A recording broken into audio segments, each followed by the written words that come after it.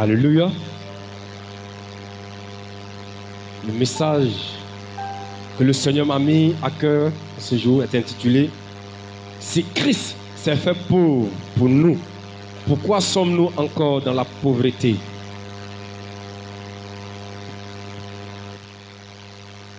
Si Christ s'est fait pauvre pour nous, pourquoi sommes-nous encore dans la pauvreté?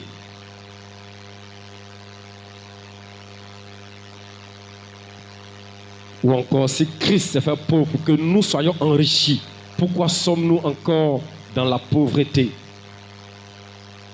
Alléluia.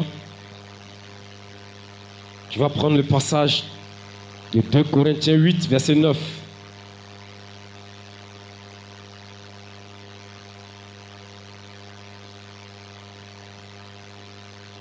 Je lis la parole du Seigneur. 2 Corinthiens 8, verset 9. La Bible déclare ainsi: car vous connaissez la grâce de notre Seigneur Jésus-Christ, qui pour vous s'est fait pauvre, de riche qu'il était, afin que par sa pauvreté, vous soyez enrichis. Alléluia. Voici la parole du Seigneur qui a été déclarée en ce lieu.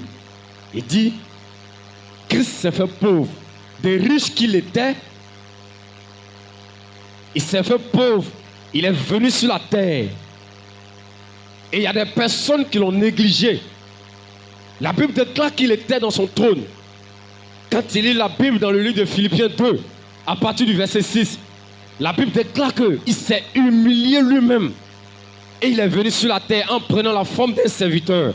Il est venu sur la terre, il s'est rendu semblable aux hommes, en obéissant à la parole de Dieu, en obéissant à la parole de Dieu, jusqu'à même accepter la mort sur la croix. Et c'était une humiliation.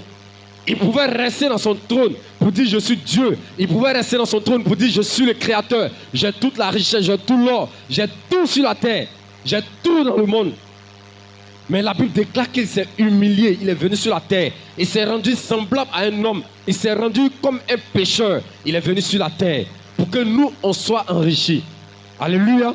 Mais si Jésus-Christ Nazareth, lui, il s'est fait pauvre pour que nous soyons enrichis. Pourquoi nous qui croyons en Jésus, pourquoi nous qui avons accepté sa parole, pourquoi toujours on se plaint? On dit non, je suis encore dans la pauvreté, je n'ai pas telle ou telle chose. On est là, on se lamente de gauche à droite, on dit je n'ai pas telle ou telle chose. Alléluia. Il y a un jour, j'étais là et puis j'étais en train de réfléchir là-dessus. Et c'est là le Seigneur m'a mis, il m'a donné, comment on appelle ce verset.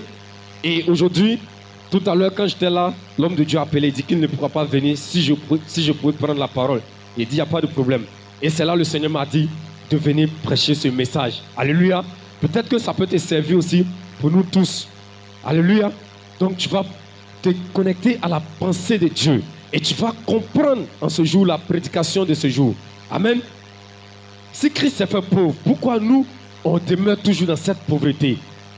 Et quand je suis là, la Bible dit, un arbre qui ne porte pas de fruits, cet arbre est coupé et jeté au feu.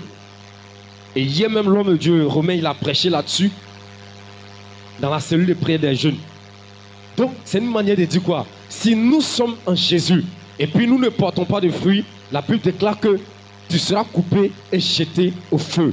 Et si nous sommes dans la pauvreté, c'est une manière de dire qu'on ne glorifie pas le nom de Jésus. Parce qu'un païen peut prendre la Bible aujourd'hui, et puis il commence à lire, il lit, et puis il peut tomber sur ce verset. Il dit, Christ s'est fait pauvre pour que vous soyez enrichis. Maintenant, quand il voit les chrétiens, il dit, non mais pourquoi ceux-là, ils marchent en train des personnes qui n'ont rien? Pourquoi ces chrétiens-là, ils font pitié? La dernière fois, il y a un jour, moi et puis le frère Némi, on est parti évangéliser dans le quartier Anokwa. Je ne sais pas si le quartier Anokwa combien ici. Et la jeune sœur qu'on a évangélisée, elle nous dit que ce qui fait que nous, on va, quand on vient nous enseigner, quand on vient prêcher, ce qui fait qu'on ne veut pas aller à l'église. Ceux même qui viennent nous parler de Jésus, quand nous-mêmes on les regarde, ils nous font pitié. Parce qu'ils sont habillés d'une certaine manière. C'est comme si toi-même tu es venu dire à quelqu'un, Jésus bénit, Jésus donne la richesse, Jésus donne telle chose. Et puis toi-même, quand il regarde ton apparence, il sait que toi-même là, tu as tant offrandes venant de lui. Amen.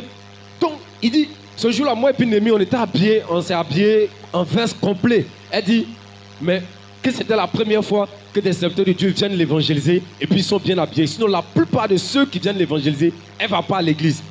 Ses parents sont chrétiens, mais elle-même, c'est une élève. Elle ne va jamais à l'église. Elle dit pourquoi? Parce qu'elle s'est dit les chrétiens, ils font pitié. Et il y a d'autres qui disent que non, ce sont les pasteurs qui s'en vont prendre la richesse encore des fidèles. Et puis ils sont là, ils se promènent dans les églises, ils font pitié. On les appelle les rats d'église. Donc quand j'ai entendu cette parole, j'étais complètement découragé. Pourquoi nous, qui sommes les enfants de Jésus, lui qui s'est fait pauvre pour que nous soyons enrichis, pourquoi on vit toujours dans la pauvreté? Quand je réfléchissais, et puis Dieu dit, il me met à l'esprit, il dit, l'homme, quand il lit Genèse 1, verset 7, il dit, l'homme, je l'ai créé avec la poussière de la terre. Et la terre que j'ai pris pour former l'homme. Si cet homme, il connaît la révélation qui est sur ma parole de Genèse 1, verset 7, il n'y a pas un chrétien encore qui peut devenir pauvre sur la terre.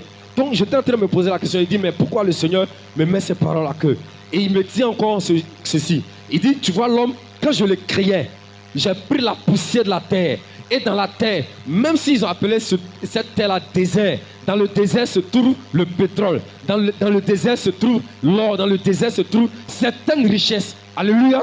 Ce n'est pas seulement dans les terres où il pleut qu'il y a la richesse. Il y a des personnes qui vont dire non, ici chez nous, ouais, il pleut, donc le sol est riche. Le sol est riche, donc quand on plante les maïs, quand on plante cacao, ça réussit. Il y a d'autres qui disent bon, ici là c'est désert, mais ici aussi, quand on s'en va creuser, on trouve le pétrole. Quand on fait ceci, il y a telle chose. Mais Dieu, il nous a créés étant poussière. Et en toi, il y a le pétrole. En toi, il y a l'argent. En toi, il y a la richesse. Quand tu lis Deutéronome 28, à partir du verset 1, il dit, le fruit de ton sol sera béni. Alléluia. Et si nous sommes la terre, toutes les richesses qui sont dans la terre, ces richesses sont aussi en nous. Alléluia. Il y a le pétrole dans la terre. Il y a l'or dans la terre. Il y a la richesse dans la terre. Alléluia. Même tout ce que nous consommons, tout cela, c'est les richesses de la terre. Et quand Dieu fait descendre la pluie, c'est pour bénir la terre. Et cette richesse, c'est ce qui permet qu'aujourd'hui nous vivons. C'est ce qui fait qu'aujourd'hui, même quand tu vois des Occidentaux, ils viennent en Afrique pour venir prendre cacao, c'est parce que ici, Dieu a béni le sol ivoirien. Et ce qui fait que, comment on appelle, il y a une certaine richesse qui peut attirer d'autres personnes à venir chez nous ici, pour venir prendre cette richesse-là et aussi pour aller dans leur pays pour essayer de développer encore les nations. Et si nous sommes la terre, en nous se trouve aussi cette richesse. En toi se trouve l'or, en toi se trouve le pétrole, en toi se trouve le nickel, en toi se trouve le fer. Alléluia. Mais pourquoi tout ça, c'est en nous? Et puis nous ne pouvons pas exploiter cela. Et le Seigneur me dit, encore il me donne un autre verset. Tu vas prendre Deutéronome 28. Ce qui fait que nous qui croyons en Dieu, parce qu'il y a des personnes qui disent qu'aujourd'hui, moi je crois en Dieu. Et lorsque Dieu dit quelque chose, il dit non, je ne suis pas prêt. Quand Dieu dit de faire tant, je ne suis pas prêt. Tu dis, tu vas à l'église, mais tu n'es pas prêt à accepter la parole de Jésus. Tu n'es pas prêt à l'accepter véritablement dans ton cœur. Tu vas voir, tu vas tourner sur toi-même. Même il y a des personnes qui ne vont pas à l'église. Tu remarques que ces personnes encore prospèrent plus que toi. Et puis tu es là, tu es en train d'envier ces personnes. La dernière fois, j'ai vu sur les réseaux sociaux un soi-disant pasteur. Il était dans le monde et puis il est devenu chrétien jusqu'à ce qu'il est devenu pasteur. Et puis il se promène maintenant, il dit, lui n'est plus pasteur. Parce qu'avant, comment on appelle, nos parents ne connaissaient pas Jésus, que pour lui-même Jésus n'a jamais existé. Quand je l'ai regardé sur les réseaux sociaux, il dit, lui, c'est quelqu'un, il pense que quand il va venir à l'église, en même temps Dieu va faire descendre l'or, il va faire descendre l'argent. Bien aimé, si tu viens à l'église à cause de ça, tu vas faire 100 ans, tu vas tourner. Cette richesse-là, tu ne pourras jamais l'avoir. Et quand tu écoutes son témoignage, il dit, lui il est venu à l'église, lui il n'a pas vu l'or, il n'a pas eu l'argent. Parce que quand lui il était dans le monde, lui il voyageait partout et puis lui il ne gagnait rien. Maintenant quand lui il est venu à l'église, il est devenu pasteur, lui il est moisi, il ne peut plus voyager pour aller ailleurs. Quand je l'ai regardé, il dit, mon frère, parce que tu es venu à l'église, ce n'est pas pour chercher Dieu. Tu n'es pas venu à l'église pour chercher Jésus. Et toutes ces personnes, tu dis que tu es pasteur qui te suivait. C'est quelle foi tu leur as communiqué? Aujourd'hui, si ces personnes viennent te voir et puis ils se disent, bon, toi tu es en train de faire que la promotion des ancêtres, tu tu es en train de faire promotion des statues que les parents adoraient, les génies qu'ils adoraient. Est-ce que tu crois que ces personnes aussi vont avoir la foi?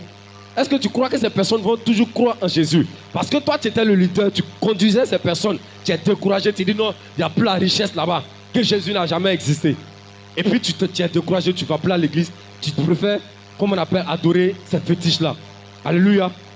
Et quand tu lis la parole de Dieu, en Matthieu 7, à partir du verset 23, il y a beaucoup de personnes qui vont dire Seigneur.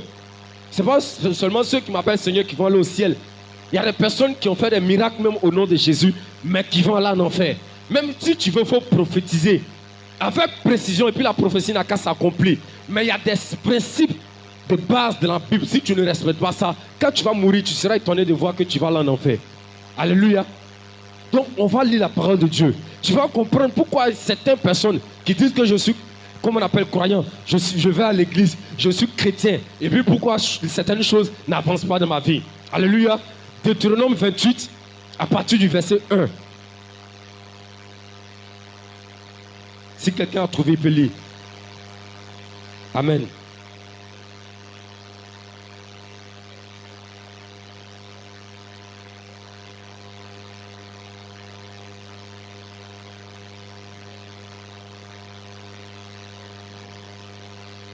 Amen. Lis encore le verset 8 de Deutéronome.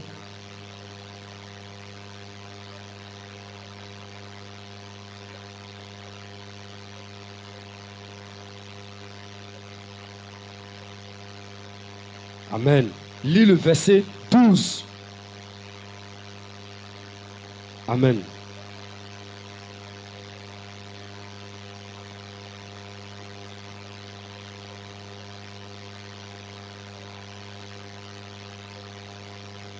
Alléluia. On acclame la parole du Seigneur. Voilà, tout est clair dans ce passage. Et le Seigneur dit, si tu obéis à la voix de l'Éternel, ton Dieu. Le verset 7, le verset 8 d'abord. Il dit, l'Éternel ordonnera à la bénédiction. Il va ordonner à la bénédiction. Il y a des personnes qui luttent pour avoir certaines bénédictions. Mais toi, ce qu'il te demande, il dit, obéis à la voix de l'Éternel. Et il va te donner, il va ordonner à la bénédiction d'être avec toi. Alléluia. Et cette bénédiction va te poursuivre. Tout ce que tu vas entreprendre, la bénédiction de Dieu sera dedans. Et quand tu lis encore le verset 12, il dit, l'Éternel t'ouvrira son bon trésor, le ciel. Et tu vas emprunter à beaucoup de personnes. Toi, tu es là, tu es chrétien, et puis c'est toi qui demandes crédit à tout le monde. Il faut savoir qu'il y a quelque chose qui ne va pas dans ta vie. Alléluia. Toi, tu es chrétien. Tu vois que pour manger, c'est ton voisin qui t'envoie pour dire, il faut me donner 1 kilo de riz. Demain, quand il a acheté, il a été remboursé. Il faut savoir qu'il y a problème ici. Tu vas à l'église, il y a différence entre celui qui a accepté Jésus. Celui qui a accepté Jésus et puis celui qui n'a pas accepté Jésus. Celui qui n'a pas accepté Jésus, il y a des choses qu'il va faire. Dieu va tolérer. Mais toi qui l'as accepté, et puis il y a des choses que tu fais, tu vas voir qu'il va te chicoter pour te ramener sur le chemin. Alléluia. Donc une fois que tu dis que tu es enfant de Dieu, il faut savoir que tu dois pratiquer la parole de Dieu.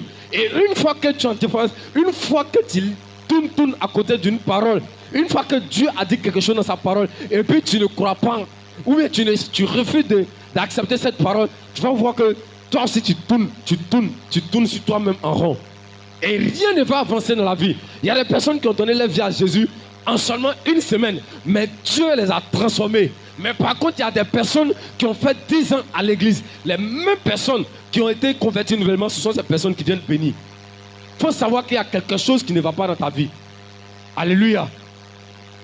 Venir à l'église, ce n'est pas le fait de dire non, je viens faire louange et puis Dieu, il va me bénir. Ce n'est pas le fait de venir danser, de bien chanter. Alléluia.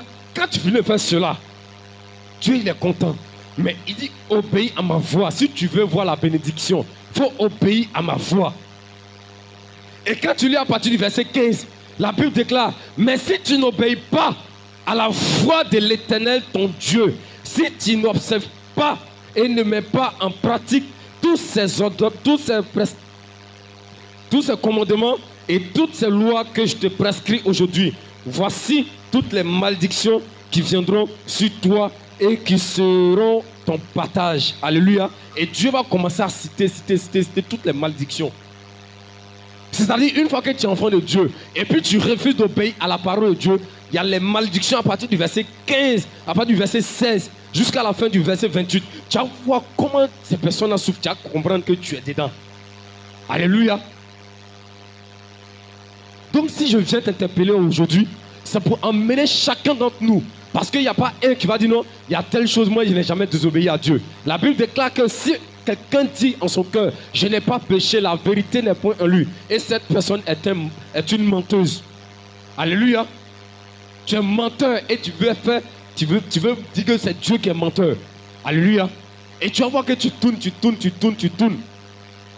Le verset 20 dit, l'Éternel enverra contre toi la malédiction, le trouble et la menace au milieu de toutes tes entreprises que tu feras. La malédiction. Souvent, tu es en train de faire certaines choses, d'autres disent, mais on dirait toi-même tu es maudit. Ce n'est pas à cause de quelque chose. Parce que tu te prétends être enfant de Dieu et puis tu ne veux pas obéir à la parole de Dieu. Ça, c'était des lois que Dieu a données à Moïse pour prescrire aux enfants d'Israël. Mais nous qui sommes en Jésus, les paroles que Dieu, le Seigneur Jésus nous a données de marcher selon ça, nous devons marcher selon ses enfants. Il dit, qui est mon père, qui est ma mère, qui sont mes frères? C'est ceux qui entendent ma parole, qui obéissent, ceux qui croient en moi. C'est ceux qui marchent selon ma parole. C'est eux, le Seigneur Jésus appelle ses frères. Donc, venir à l'église ne veut pas dire que tu es chrétien. Alléluia. Donc, marchons dans la vérité. Si le Seigneur Jésus, lui, s'est fait pauvre, pour que nous, on soit enrichis, c'est une manière de dire quoi? Nous qui allons l'accepter, nous qui allons croire en lui, on va marcher selon ce qu'il a dit. C'est nous qui allons être enrichis. Mais une fois que tu dis j'ai accepté Jésus, il dit ok, c'est bien. Mais ce qu'il a dit de faire, il dit il faut payer dîme. Tu dis non, dîme là, c'était écrit dans l'Ancien Testament, moi il ne paye pas. Il dit non, il faut faire offrande. Tu dis non, offrande là. Non, c'est comme ça, tu ne fais pas. Tout ce qu'on dit à l'église de faire, toi tu ne veux pas faire. Alléluia. C'est pourquoi tu vas comprendre qu'il y a des choses aussi, Dieu te prive. Il va faire que non, tu seras privé de ça. On peut comprendre qu'il y a des personnes, il y a des moments où tu vas traverser le désert, tu vas traverser des moments difficiles. Mais toi, depuis que tu es né, on te connaît. Il n'y a pas de changement dans ta vie. C'est une malédiction. C'est une malédiction. Obéissons à la parole de Dieu. Marchons dans sa voie. Quand il a attrapé la femme adultère, il ne l'a pas condamnée. Il dit va et ne pêche plus. Même si tu es chrétien, tu peux trébucher à tout moment. Mais à chaque fois quand tu trébuches, à chaque fois que tu tombes, tu ne dois pas rester là où tu es tombé. Tu te lèves, tu continues ta marche avec le Seigneur. Et la Bible déclare que si nous confessons nos péchés, il est fidèle pour nous les pardonner. La grâce du Seigneur Jésus-Christ, c'est qu'il s'est fait pauvre pour nous les chrétiens, pour nous qui croyons en lui, pour nous ses enfants, pour que nous on soit enrichis. Et cette richesse-là, quand tu es chrétien, une fois que tu donnes ta vie à Jésus, tu grandis jusqu'à ce que tu meurs et puis tu t'en vas au ciel. Dieu va dire, mais tu as gâté mon nom sur la terre. Tu as gâté mon nom sur la terre. Et tu vas voir, il y a des personnes qui ont cette conviction. Quand tu vois quelqu'un en train de dire, moi je sais que je vais construire des cités, moi je sais que je vais faire tant. Tu trouves que non, la personne est en train de parler. Mais c'est selon sa foi en Jésus. Il croit que demain là, lui peut évangéliser avec des jets privés. Il croit que demain lui peut voyager partout dans le monde entier. Il croit que lui, tant que lui, il obéit à la parole de Dieu, tout ce qu'il lui demande, Dieu peut lui donner. C'est pourquoi quand tu lis la parole de Dieu, quand tu lis la Bible, Jésus dit tout ce que vous allez demander en mon nom, il va quand vous allez demander son Père, il va vous accorder. Pourquoi il dit en lui son nom? Pourquoi on doit demander au nom de Jésus? Si tu pries matin, midi, soir, si tu veux, faut prier, tu demandes au nom de Jésus. Mais tant que tu ne fais pas ce que le Seigneur Jésus veut, tu vas demander au nom de Jésus, c'est cadeau. Alléluia. C'est pourquoi il y a des personnes qui disent, non, je prie, je prie, je prie, je ne vois rien. Je prie, je ne vois rien. Oh Dieu, tu as dit dans ta parole, vous demandez et vous recevrez. Demandez en mon nom, Dieu va vous donner. Mais je demande au nom de Jésus, je ne fais rien contre quelqu'un, mais je ne reçois rien. Qu'est-ce qui fait ça? C'est parce que tu refuses d'obéir à la voix de Dieu. C'est parce que tu refuses de pratiquer. Il dit, marche dans l'amour. Tu as la haine contre ton frère. Il dit, il faut pardonner ton frère. Même si tu as fait telle ou telle chose, il faut pardonner. Tu refuses de faire. Tu dis, non, ce qu'il a fait là, c'est trop grave. Je ne peux pas pardonner. Je ne peux pas faire ça, telle ou telle chose. Et puis tu penses que Dieu il va te bénir dans ça. Alléluia. Donc nous devons faire très attention. Tu peux être chrétien. Mais tant que tu n'obéis pas à la voix de Dieu, c'est une malédiction qui vient sur toi. Et tu vas tourner autour. Et rien ne va prospérer dans ta vie. Rien ne va marcher dans ta vie. Il y a des personnes, tu vas voir qu'ils viennent d'arriver, ils avancent pour te laisser. Et il y a des personnes, ça peut mettre jalousie dans leur cœur. Parce que tu viens d'arriver, et puis Dieu est en train de te bénir. Et l'autre qui est là, ça fait 10 ans, ça fait 7 ans, il ne voit rien dans sa vie. Alléluia. Ce n'est pas la peine d'accuser les sorciers dans tout. Quand ils sont venus, quand le diable est parti accuser Job, qui n'avait rien fait, au final là, qu'est-ce que Dieu a fait? Il a récompensé Job encore. Il a donné plus que ce qu'il avait avant. Même si c'est le diable qui vient t'attaquer, si c'est le diable qui vient t'accuser devant les gens, tu vas voir que peut-être Dieu, pour te prouver, il peut permettre que certaines choses arrivent. Parce que sa parole dit, s'il y a un malheur qui arrive, c'est Dieu qui permet ça. Et s'il y a quelque chose qui t'arrive de pire, c'est Dieu qui a permis que cette chose t'arrive. Mais quand ça arrive, c'est le preuve que Dieu te donne, c'est pour un temps. Il dit, celui qui supporte la tentation avec persévérance, il va recevoir une couronne. Alléluia. Et toi, tu refuses les épreuves. Et quand la bénédiction de Dieu, quand il te donne, c'est avec des persécutions. La bénédiction de Dieu, quand il te donne, la richesse de Dieu, quand il te donne, ce n'est pas, tu te lèves un bon matin comme ça, puis il y a une mallette d'argent devant toi. Avant que tu vas obtenir ça, toi-même, tu vas savoir où tu es quitté. Tu ne vas pas prendre l'argent, tu vas le faire travailler dans les maquis, dans les bars. Parce que tu sais que tu as souffert pour avoir cet argent. Tu as souffert pour avoir telle bénédiction. Alléluia. Donc, en conclusion, ce que je voulais dire, si tu vois que Jésus, la Bible, 2 Corinthiens 8, verset 9 nous dit qu'il s'est fait pauvre, que nous, on soit enrichis, et que nous, on demeure encore dans la pauvreté, et que d'autres chrétiens demeurent encore dans la pauvreté. C'est parce qu'ils refusent d'obéir à la parole de Jésus. Alléluia. C'est parce qu'on refuse d'obéir à Dieu que tu vois que non, il y a des choses qui n'avancent pas encore dans ta vie. Parce que lui qui doit te bénir, tu refuses de faire ce qu'il te demande. Un père qui dit à son fils, il faut aller m'acheter telle ou telle chose. Et puis le fils dit, je ne vais pas. Un père qui dit, je veux que tu fasses telle chose dans la maison. Et puis le fils refuse de faire. Est-ce que tu crois que demain là, ce père peut prendre quelque chose pour donner à ce dernier? C'est comme ça avec Dieu. Tant que nous refusons de faire ce qu'il demande, lui aussi il refuse de faire pour nous ce que nous lui demandons. Alléluia. Donc obéissons à la parole de Dieu pour avoir la richesse que Jésus-Christ veut nous accorder. Tout ce que nous faisons sur la terre, ce sont des choses qui vont passer. Parce que le ciel va passer, la terre va passer. Mais Jésus-Christ, il demeure éternel. Et quand nous marchons avec lui, il nous donne la bénédiction sur la terre. Il dit, il n'y a pas quelqu'un qui a quitté son père, qui va quitter sa mère, qui va perdre tout ce qu'il a sur la terre à cause de lui, son nom. Tant qu'il ne reçoive au centuple sur la terre, dans ce siècle-ci, en abondance, et aussi dans les siècles à venir. C'est une manière de dire quoi? Quand tu vas laisser tout, tu vas laisser le monde, tu vas laisser tout ce que tu faisais dans le monde, tu vas laisser ta famille même pour Dieu, pour venir obéir à sa parole. Tout ce que tu as perdu, de un sur la terre, il va te donner ça. Et puis encore dans le royaume des cieux, tu vas encore prospérer là-bas encore. Alléluia. Donc, obéissons à la parole de Dieu. Ça sera mon mot de fin. Alléluia. Amen. Il est déjà presque 21h, mais on va faire, comme on appelle, un sujet de combat. Et si vous pouvez donner un cantique de combat, on va ensemble prier.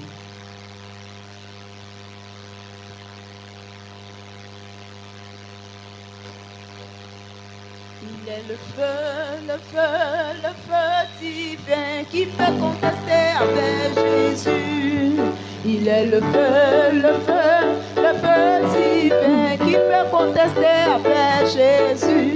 Oh, il est le feu, il est le feu, il est le feu divin. Alléluia. Il est le feu, Il est le feu, il est le feu divin. Il est la flamme divine qui peut contester avec Jésus.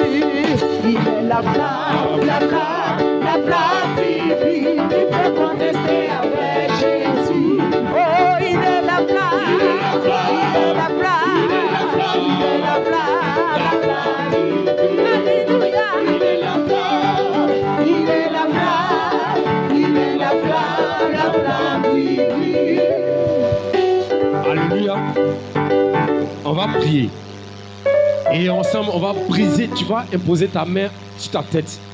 Et tu vas briser tout esprit de malédiction, de pauvreté, d'échec, de blocage sur ta vie. Il y a des personnes, ce n'est pas forcément d'autres choses, mais il y a des personnes qui ont été maudites depuis le bas âge. Il y a des personnes qui sont liées à des malédictions à cause de leur village. Il y a des personnes qui sont liées à des malédictions de pauvreté à cause de certaines choses qu'ils ont endurées. Alléluia. C'est pourquoi tu vas prier, tu vas réclamer l'onction du Saint-Esprit en t'imposant la main sur la tête pour briser tout esprit de malédiction, de pauvreté, d'échec, de blocage, de stagnation, de retour en arrière. Tout ce qui est malédiction sur ta vie. Prie, prie et prie cela au nom puissant de Jésus-Christ Nazareth. Éternel Dieu des armées,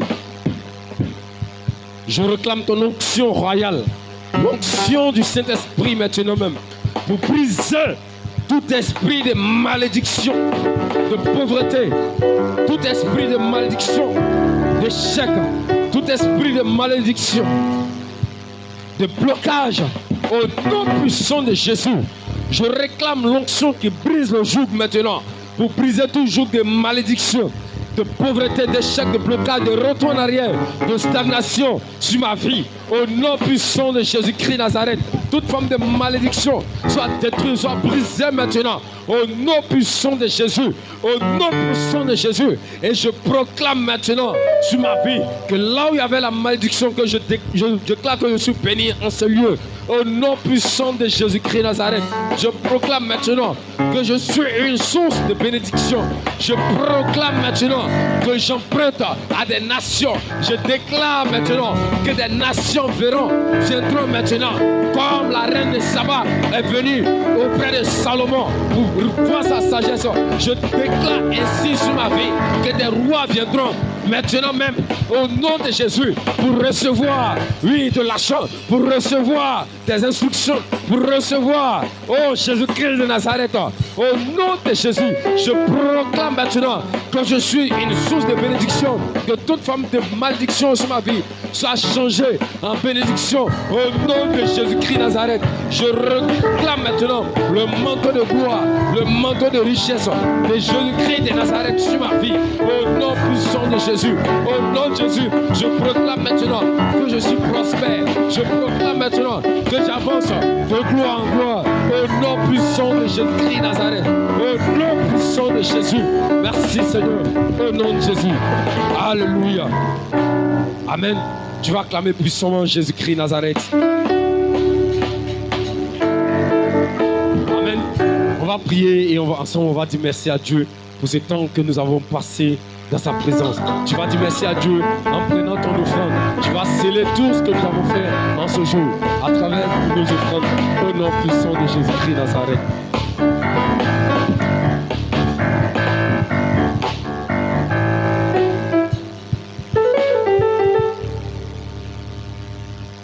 Éternel Dieu des armées, Jésus-Christ Nazareth, à travers les offrandes que nous t'apportons, Seigneur, que ces offrandes soient présentées devant ton trône, Père, afin de briser